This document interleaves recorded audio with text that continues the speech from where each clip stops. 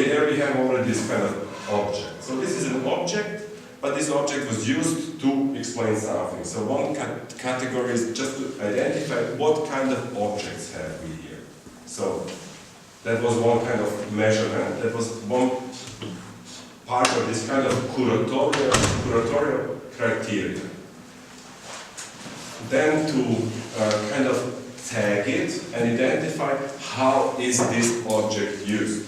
Yeah, is it used in an analysis, as an art object? So we just kind of try to find the layers of the product which is part of our archive. And the archive to open and to offer it to these exhibition makers, to offer it to other initiatives which work with kind of emancipation, with migration, with the problems of representation. Yeah. So I don't know, did I answer all the questions? Yeah, or was there also not so much a question, it was more like also... Elaboration, yes, exactly, yeah. Yeah, the ground narrative is something also which is kind of questionable. Is history formed by this archive? Or is just now the dominant discourse in these archives? Because I know people who are thinking, well, why are we always talking about the great men who were murderers, you know? Why can't we fade out that part? Why don't we have a history of something beautiful, you know, like people managed to liberate themselves, you know? Yeah. There's always the Louis in the French Revolution, you know? There's always the jail and there's always Adolf Hitler. But if you would erase the murders from history, nobody would talk about Adolf Hitler, you know? So that's kind of a, yeah, I don't know. It's difficult. I mean, it's this kind of the narrative of history and how history is kind of formed. Does your archive have a name? Yeah, it's called Archive. Archive.postism.org. Okay. But it's Dot? postism, like post and ism together. But it's kind of, yeah, it's dodgy. We are experimenting, like how to make use of different kind of tools which are there, tools which are accessible. Because, yeah. Yeah, because we are already, and this is something that is a bit already annoying, that we already call our strange archive up there Uli Bayer archive. Why not Georgina Bayer archive? And why giving it the name of a person at all? And it's already traced. There's already, maybe it would be really difficult to recoin it. I don't know, probably that could be an artist or somebody, you know. We were thinking how to kind of, I believe that art is kind of, most interesting, it's kind of it's the aesthetics of a conflict, yeah? Then it's kind of interesting and challenging. So, if there could be kind of position towards Mashup project or the Uli Bayer archive or whatever, so maybe you can add some kind of overcoining it or, yeah. Maybe, I don't think it's too late, yeah. And this is also just one part, isn't it? I call it Christina's room. Yeah, me too. Yeah. Or Christina's like cupboard. Cupboard. Yeah. To everybody look. Your own classroom. But would you, like, I'm sorry because I missed the bit where you described how you structured the archive, but would you think, just also because of, you know, the whole Ushahidi idea, Yeah. you would think about ways in which, like, the regular, like clients, and, I don't know, how the people who come to the bar, Yeah. if they could also be involved in documentation. It's not about fun. No, it's different. Yeah. It happened, but the bar is not working anymore. You know, we couldn't sustain. True, yeah. We couldn't sustain anymore financially, nor by energy. Or, didn't have the power to steal all the shit which happens there, and it's kind of hard, heavy, like a never-ending soap opera, like the most dramatic style of Brazil or Turkish or I don't know, Indian, what you like. So it's kind of really tough. It's unreal what kind of things come up, and yeah, in order we have to clearly identify what we do, where we do it, and for whom we do it. So it's clear. It's a clear emancipatory project which targets that so many people are excluded from contemporary culture in Vienna. But it's such a snobbish, racist city in terms of integrating its kind of diversity. So we want just to develop a kind of inspiring, funny, polemic narrative against this kind of dominant, hegemonic bourgeois discourse. And so that's clear what we are targeting at. So for that makes it maybe also easier because we identified what is our mission, who is the other, who is against this, who is our ally, and we're quite clear about the aspects of our work. Yeah? So we know who is the audience, whom we want to reach. So that's one answer to one part of the question. The other part, through this intense interaction of 2.5 years on a daily level, I mean, we have an institution which is open to everyone from 6 o'clock in the morning till 2 o'clock in the morning. So this is kind of tough. Yeah? Everybody comes in. And we saw that, I tend to say that the war in Yugoslavia is the most suppressed war in Vienna.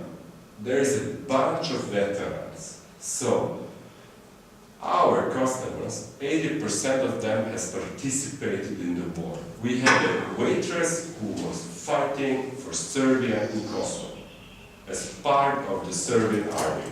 Yeah? So we have a kind of a strong, traumatizing war experience, and that's the dominant energy, the dominant, that constitutes their motivation to work with us, to be there. We are opening that for them a kind of another world, a world which is not accessible for workers and migrants. We are kind of the domain of contemporary art and culture, which is discussed in public space. You know, the kind of the most supportive, we kind of function successful because they would love it so much that we succeed, because we are part of the story. You know? It's kind of strange. Yeah? And on the other hand, we identified this kind of veteran issue as the most difficult issue in their existence in Vienna, because hundreds, 10,000s of people are traumatized, lost their whole country, nobody gives shit about it. It's not even part of the discourse. Yeah? If you would say to a Viennese person, hey, 300,000 people live in your town who have just participated in a civil war. What? You know, we need 30 seconds to realize that it's true. And then they're kind of struck. What the fuck, man, it's true what you're saying, you know? And this is where we work now with them. Yeah, to help them to establish a group, and they manage to, it has 3 or 4 persons who are kind of working on it and meet them frequently, and they are even kind of former enemies. So nobody is kind of identifying the other as his former opponent, you know? And nobody is celebrating his victory in the end. So not the Croatian, not the Muslim, not the Serb. They're all basically screwed. And then there is a massive organization of war veterans in the Balkans themselves, who are kind of organizing themselves. It's like kind of Weimar Republic, you know, like hundreds of thousands of people who have just been in war, you know, and pissed, you know, because the factories are destroyed or sold, yeah, sometimes even to Austrian or German enterprises. So that's kind of a foundation for kind of determines the work we're doing now, because that's the strongest level of non-normality that generates such a fast, it generates so many conflicts which we kind of, it's difficult even to handle that. Yeah. I have a question. Yeah. You say you know already the audience you want to Reach. right, Yeah. but how do you reach the audience? Do you make like mouth to mouth, you know, this, I know this, I know that, or are you like taking place in special talks, or are you on TV, you know, all this, on Yes. radio stations, or, I mean, it's also a matter of money. Yeah. No, therefore, we choosing sometimes to break the glass, yeah, instead of kind of giving interviews to the sophisticated media, which is kind of a very, very low audience. We're always going for the bigger audience. The bigger audience we reach sometimes through this Gastarbeiteroper, where we work with polemic strategies, like for the Gastarbeiteroper, the kind of the role of the Austrian was the topic of a public call. We made a public call where we asked people who either look or speak like the dead Jörg Haider should perform the role of the Austrian in our theatre play. And then the newspapers start writing, oh, it's horrible, it's the worst theatre play ever, they should be banned from the Viennese Festival, we have 3 parties in the parliament protested because we are so disgusting, yeah? And this is how, and then we made a newspaper as part of the homeless newspapers of Vienna.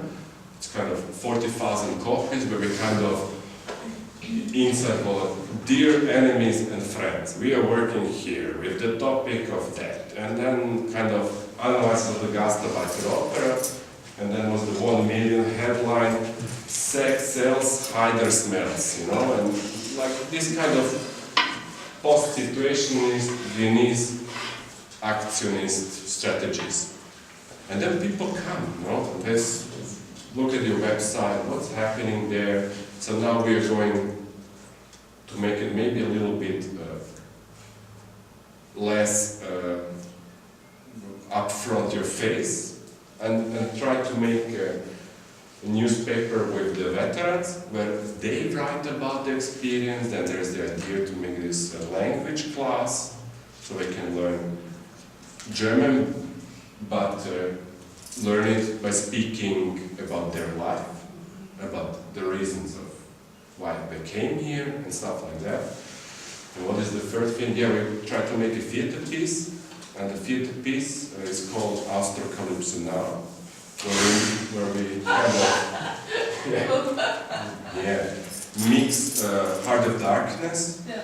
And the second text will be formed out of these talks with the veterans. The book or the movie? And the book, I think there's just a book. There's a True, there's a movie as well. movie, this building. Yeah, no, it's the book. But this Joseph Conrad text, which is also kind of essential part of post-colonial discourses. Yeah. So there are more layers we try to look at.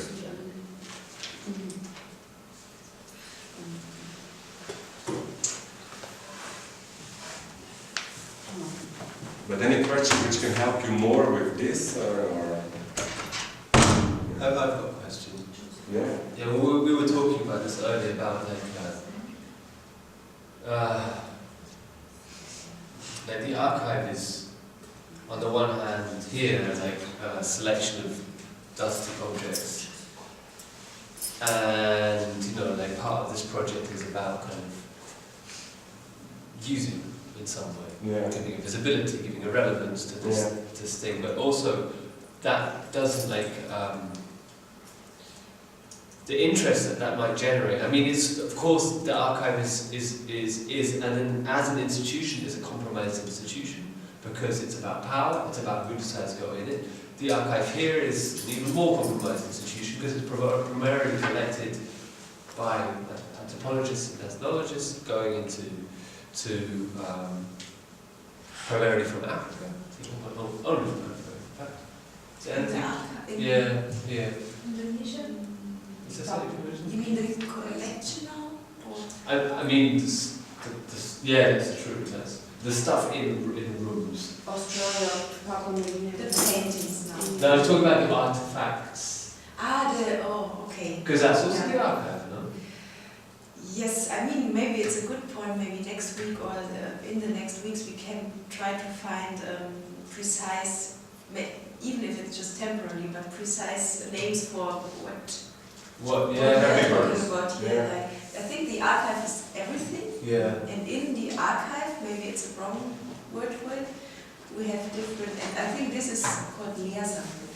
Okay, so different collections. Yeah. But I mean, it's Lehrsammlung. The objects, the ethnographica, we call them Lehrsammlung because it's not representative, it's not collected as in an anthropological museum, it's only collected for teaching.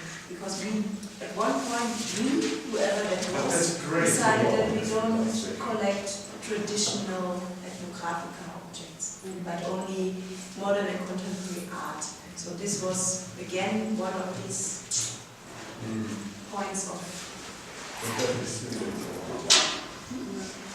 That's super. It's not even a real archive. It's just a educational archive. Yeah, you can even touch it. I mean, if you see a museum, Yeah. you have the exhibitions, but who will touch it? Exactly. You get a, Who yeah, cares? but if you're, yeah, and things get lost. I mean, we have weeks we Yeah, are keys. for the Macondo tree out there, yeah. 1 meter high. But I suppose my question was like how this project could itself be compromised by issues of power. Like how this representation of what we have here is connected to, and maybe interest also in what we do, is connected to like a bigger geopolitical discussion. Yeah. An issue of like, you know, of representation of Africa, of the changing relationship between Yeah. Africa and Germany. Like, I'm also wondering, like, all the other universities that I know are running out of money, and But you're here's the very, answer. but there's money, and there's like the Institute of Advanced African Studies, and I'm wondering if, you know, I mean, certainly in Kenya, and I believe all over Africa, there's a huge amount of economic growth happening at the moment. So, are these things connected? Are these things? Yeah. How do you anticipate these things? I mean, research these things. Yeah. So that's just something which came out of our discussion. I wondered if you had any Idea on that? reflections on that. Yes. Well, I was thinking in a way how to avoid kind of some difficult points. Yeah, like the values and the spaces. I don't believe that we live in a disconnected world. Yeah, and on some things I would look as a Marxist. So the product of labor. Yeah. And the kind of what is called globalization is something which generated empty factories in Germany. Yeah, something which is also kind of yeah, here it is. So sorry. Yeah. I just want to show you this example how to work with archives or what happened to an archive in Vienna. That's the Weltmuseum Wien in the Instituto Nacional de Antropologia e Historia. And the copyright is by an artist called Diego de la Vega. It's from last month. And he started a kind of campaign to return the Mexico feather crown to Mexico because it's in Vienna. Yeah? He said, you know, nobody gives a shit about this feather crown in Mexico, because in Mexico ourselves, we don't know, nobody wants to relate to this kind of ancient culture. Not even, Mexico is so Catholic, they don't give shit about this kind of thing. Yeah?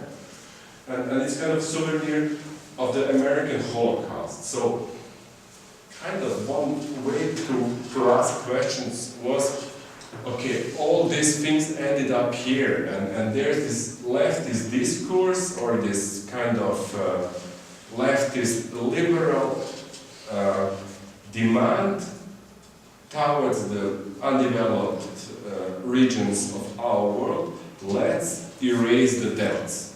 Yeah, let's start from zero. Yeah, but But as an artist, I think we don't start from zero, you know. A huge amount of money, gold, whatever came from all these regions to the Western civilization, and now we pretend that Africa consumed something which they don't pay for. Therefore, there are some kind of debts in this relation. And I think dealing with an archive working with this kind of center of the interpretation for the contemporary African culture is developing a power. And this power is legitimated and it's also produced that the scholars from Africa, from everywhere, just come here and to affirm this institution as a kind of a center where a valid ideology, valid expertise is kind of generated and produced. So it would be good to think as well about that and to produce a validated and valid narrative which kind of leaves space for the emancipatory and egalitarian contribution of the ones not represented here or not able to be physically here. Yeah, just kind of an idea. I mean, it's a difficult topic. It's complicated, but you know, we live in a world which is connected and where, I don't know, in the terms of Slum TV, they're the most modern computers and cell phones available in every African slum, but just 80% of them end up as a kind of dust, dirt, and garbage there. So our kind of consumerist and throwaway society generates produces the kind of contaminated ground for the shelters of millions of people. Yeah. Or as Slavoj Žižek suggests, don't say Apple, say Apple Foxtrot, you know. Because the workers jumping out of the factories with suicidal tendencies are also so desperate because we are so desperate to get the cheapest thing. Yeah. I mean, like, part of the idea of the project, was to connect with this idea of accessibility, not just visibility of the archive, but accessibility of, like, contemporary cultural practitioners in Africa to an archive, to a cultural production that is somehow they're excluded from geographically. But I mean, this is an interesting idea that maybe by inviting them here to work here, they also bring a kind of cultural capital and a legitimization to this thing. So instead of questioning the fact that this is here, we're kind of, you know, reinforcing But maybe you should just. There are kind of many African communities represented in Germany and Austria. You know, when we worked, we showed kind of with a cinema. So in our gallery space, we did a kind of the art and repression, because some friends of ours have been in jail, have been jailed, kind of art students. And then we made an exhibition about art and repression in Austria, and the most repressive thing was the Operation Spring. It was the biggest police action since the Second World War, since Adolf Hitler governed Austria, and there have been arrested, I think, 500 Africans. So we invited one of them. 100. Yeah, East African country was like a horror, kind of the, you know, like judgment. Like the police went in the court with motorbike helmets on their head and said, yeah, we've seen this person, but we don't know when, and we don't know what. This person sold to another person whom we can identify, and we don't know how much, and we don't know what it is, and these people get in jail. Yeah. For drug trafficking. Yeah, for drug trafficking. Yeah. And the one guy is a writer who was kind of framed as the mafia boss of the Nigerian narco mafia in Vienna. He then gave a presentation in the Bohème. Okay. So we're kind of involving the players, Yeah. involving the other players. So we're kind of aware that sometimes don't need to relate to the specialist from there. Maybe there's someone in the neighborhood which is also, Yeah.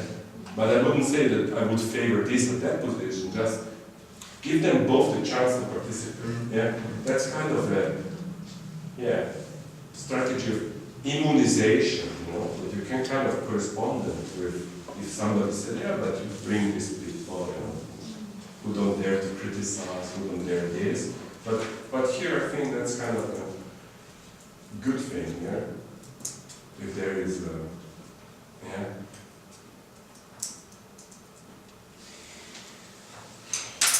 I think, if we don't have any other questions, I would suggest Because we have no break.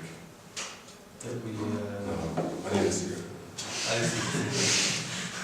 we can call it an end to the formal proceedings and how formal this was. And I guess Alex is around. If anyone wants to ask any questions, I'd like just to say thank you very much. Yes, thank you for your time.